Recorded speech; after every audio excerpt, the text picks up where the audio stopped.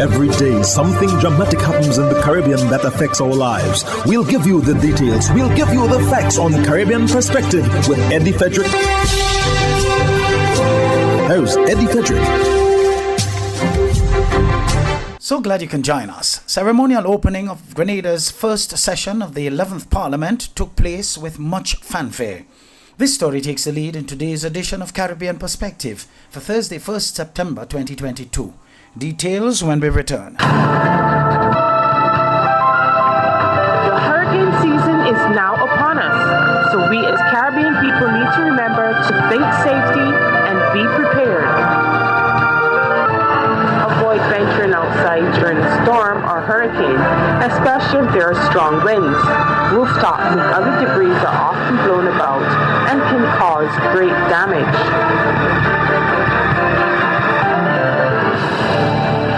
Welcome back. History was made in Grenada on Wednesday as the first session of the 11th Parliament of Grenada opened with a measure of fanfare and to a full house. Two regional prime ministers representing their nations of St. Lucia and Dominica were present in person together with the Foreign Minister of the Commonwealth of the Bahamas to witness this momentous occasion, sealing the fate of the former administration as Her Majesty's opposition. Dr. Decima Williams and Mr. Leo Cato were formally elected to the respective presiding positions of President of the Senate and Speaker of the House, while other elected and selected members of both Houses of Parliament took their oaths, signed their documents in preparation to get down to the people's business the next time the House meets. The atmosphere in the House of Parliament was one of high expectations, as a new dawn has come to the Spice Isle, where the nation has been witness to a totally new brand of governance based on the transformative agenda of the National Democratic Congress, which ascended to office after securing 9 of the 15 seats contested in the June 23, 2022 general election. In other news, Trinidad and Tobago's gross domestic product (GDP) is described as having been either stagnant or declining since 2008. Today, one economist says it's time to adopt a private sector incentive approach to rebuilding and less state involvement. TV6's Nicole M. Romney has more. According to Dr. Roger Hossain, the economy has been struggling for years. Noting the country's 60 years of independence, he says, there was progress following 1962, but the economy has taken a negative dive over the years. It's even more than stagnation. Our economic growth has fallen since 2008 to the extent that today, as we speak in 2020, our per capita GDP is about 16,000 US in 2021. And in 2008, it was about 21,400. So that's a considerable decline. And all of this is because of the fact that we need to restart economic growth in Trinidad and Tobago. Since 2008, he further suggests a private sector-oriented approach to economic recovery. Fix the ease of doing business in Trinidad and Tobago, and you let the private sector drive the transition by the government just facilitating it, then that would create efficient jobs and sustainable jobs and long-term jobs. Where there are gaps for the poorest and most vulnerable in society, we intervene and we help. No problem with that.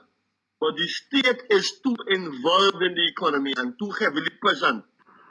He says, right here in Trinidad and Tobago, big companies like Ansa McCall and Republic Bank employees benefit from activities of the firm.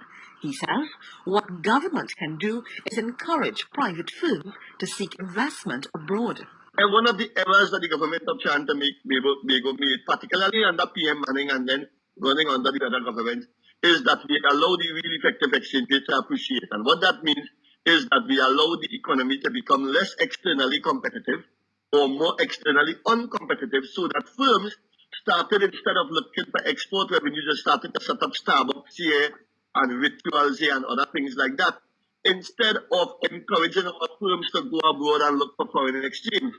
Dr. Hossain laments the crime situation in the country, noting it is hindering investment and productivity. Unless we deal with this murder level in particular, and the crime in general, and create this proper environment for people to want to invest forward, They are not going to do it easily. They are going to run away.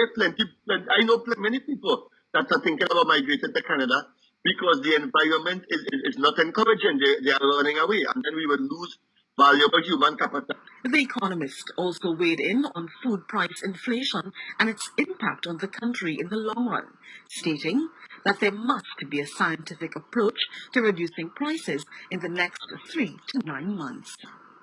Nicole M. Romney, TV6 News. There has been an increase in the number of suicides reported in the country. This was revealed during a stakeholders consultation on intimate partner violence and suicide prevention in Port of Spain on Tuesday. TTT's Kimberly D'Souza tells us more. Citing statistics from the Trinidad and Tobago Police Service, Chief Medical Officer Dr. Roshan Parasram described suicide as a major health concern with far-reaching effects. In 2019, we unfortunately recorded 92 suicides. In 2020, 104, and then 128 in 2021. This increasing trend is quite disturbing. Equally disturbing are the phenomena of intimate partner violence and murder-suicides. Crime analyst at the Crime and Prevention Analysis Branch of the Police Service, Natalie King, said more males than females died by suicide between 2011 and 2021. She also revealed that 3 age groups were particularly vulnerable to deaths by suicide: those 60 years and over, those within the 20 to 24 age group, and those within the 30 to 34 age group. Statistician at the Central Statistical Office, Julian Francis, shared the districts in the country with significant suicide rates. The data was sourced between 2009 and 2019. The areas that are at the highest risk would be the Couva, Tabaki, Talparo region. We have a lot of suicides taking place there. We also have a lot of suicides taking place in Tunapuna, Piako. Other areas would be San Grande, Princestown, Pinal Davey. And then we should also pay attention to areas like, we should pay attention to areas like Sawa, Laventil, and the borough of Shogunas as well. Mr. Francis said the data for the 2020 and 2021 periods are still being compiled, but based on the trends, the suicide rate is expected to continue to increase. Meanwhile, Director of the Mental Health Unit at the Ministry of Health, Dr. Hazel Othello, encouraged people to use the FindCare TT website, which offers a range of mental health and psychosocial services. Kimberly D'Souza, TTT News.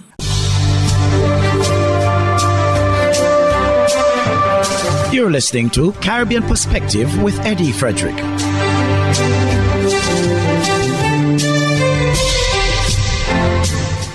A library, an archive, a museum. As the country marks its Diamond Jubilee Independence celebrations, the Dr. Eric Williams Memorial Library was officially opened on Tuesday on Knox Street in Port of Spain, Trinidad. Terry Ann Brown Campbell reports. 1 from 10 is not.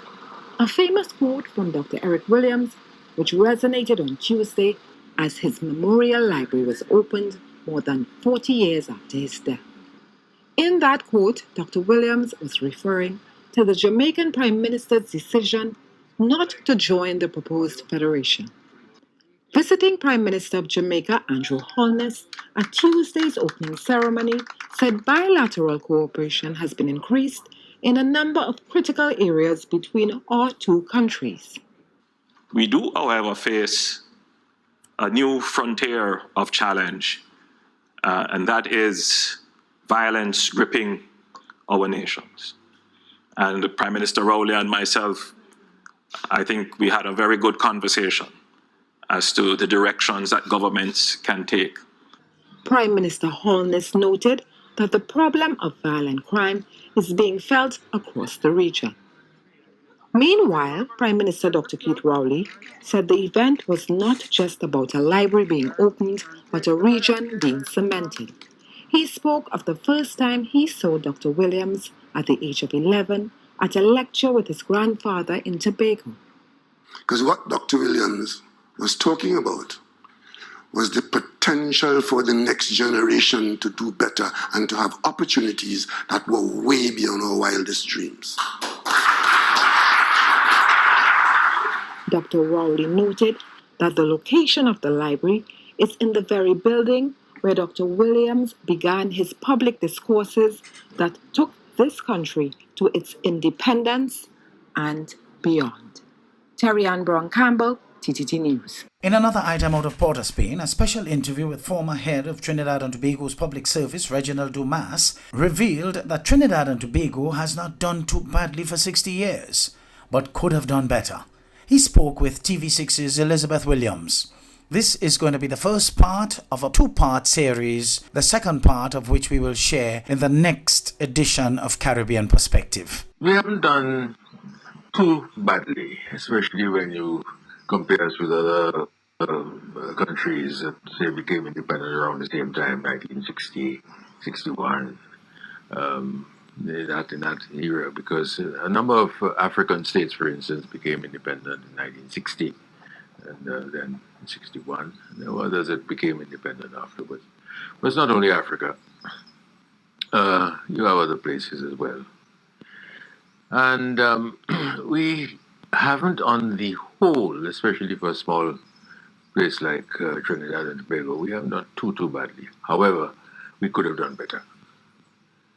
We certainly could have done better. We've made technological strides, that is true, but our values seem to have declined considerably. And if you look at what William said, for instance, at the time of independence, in 1962, when he gave the watchwords discipline, production, and tolerance. Would you say that Trinidad and Tobago today is a disciplined society? Would you say that we are a productive society? Would you say that we are a tolerant society? I think it might be difficult to answer yes to all those questions. We have certainly improved in education, although I have some problems with the nature of education, what really is education and what are we educating people for. To what end? Not just to pass exams, because that is really not the function of how does this help in socio-economic development. That's what you have to look at. But why we haven't done badly, and in some cases, some areas, they've done pretty well. I mean, in terms of monetization of oil and gas, for instance, the Point Lisa's estate that we have there. It is true that the price of oil and the price of gas have dropped, but that is not something that we have any control over, any more than we had control over the price when it went up. But we haven't done too badly. We've had, unfortunately, we haven't been able to employ everybody, and it's been a tremendous brain drain, as you know. We have a lot of very well-educated people from an academic point of view in various countries all over the world, especially North America, in Canada and the United States, in Britain as well, and so on. But we could have done better. We could have done better.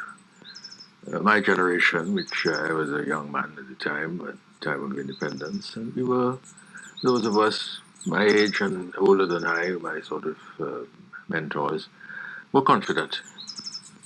You had people like William Dumas, you had people like Victor Bruce, came the governor of the central bank, well, so did Dumas later on as well. You had Frank Bassotti, you had Frank Rampersad, you had J. O'Neill Lewis, you had Dr. Charlene, etc., etc. I mean, these were people of substance that I and people of my generation learned from. We've tried to pass things on, but I'm not sure to what extent we have succeeded. So we have not done badly overall in 60 years, but we have not done as well as we could and should have done, in my view. Hubbard's is once again innovating the way you shop with its new online store, providing 24-hour shopping convenience. You can shop now for appliances, hardware, houseware, building material, and more. Free delivery island-wide. Start shopping now at hubbardshardware.gd. Safe, convenient, reliable.